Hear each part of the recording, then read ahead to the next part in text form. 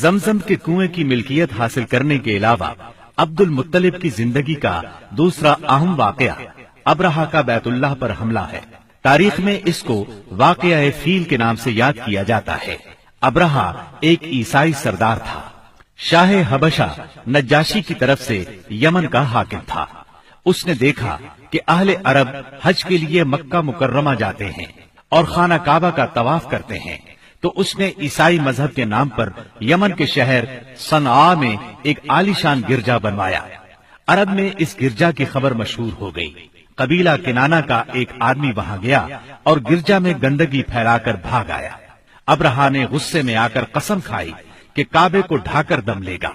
چنانچہ وہ ایک لشکر جرار لے کر مکہ مکرمہ کی طرف روانہ ہوا۔ راستے میں عرب کے جس قبیلے نے بھی مزاحمت کی، ابرہہ نے اسے تہہ تیغ کر ڈالا، یہاں تک کہ وہ مکہ معظمہ کے قریب پہنچ گیا۔ وہاں کے لوگوں کو اپنے ارادے سے خبردار کرنے کے لیے اس نے اہل مکہ کے جانور پکڑ لیے۔ ان جانوروں میں عبد المطلب کے 200 اونٹ بھی تھے۔ عبد المطلب کو ابرہہ کی چڑھائی کی خبر ملی تو وہ خانہ کعبہ کی دیواروں سے لپٹ گئے اور رو پڑے، اللہ سے اپنے گھر کی حفاظت کی دعا کی۔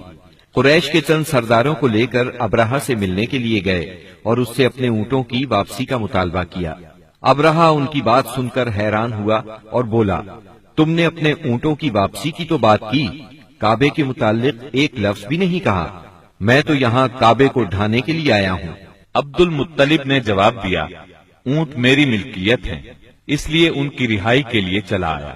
کعبے کا مالک اللہ ہے جو اپنے گھر کو بچانے کی پوری طاقت رکھتا ہے۔ ابرہہ نے ان اونٹوں کی واپسی کا حکم دے دیا۔ یہ اپنے اونٹ لے کر مکہ معظمہ واپس آ گئے۔ 60-70 ہزار کا لشکر تھا اور اس میں 9 یا 13 ہاتھی تھے۔ اس لشکر نے آخر مکے پر چڑھائی کی۔ لشکر مکے کے نزدیک پہنچا تو محمود نامی ہاتھی نے مکے میں داخل ہونے سے انکار کر دیا اور وہیں بیٹھ گیا۔ ایسے میں اچانک باہر کلزم کی طرف سے پرندوں کا ٹڈی دل نظر آیا۔ ان کے پنجوں اور چونچوں میں کنکریاں تھیں۔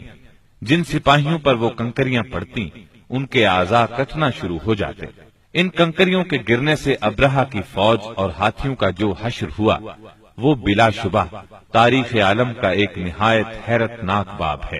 خود ابرہہ مشکل سے گرتا پڑتا صنعاء تک پہنچا اور نہایت دردناک عذاب میں گرفتار ہو کر یمن میں مرا۔ عربوں کے ہاں اس سال کو عام الفیل کہتے ہیں۔ ایک مدت تک یہی تقویمی سال شمار ہوتا رہا۔ قرآن کریم میں یہ واقعہ سورہ فیل میں بیان ہوا۔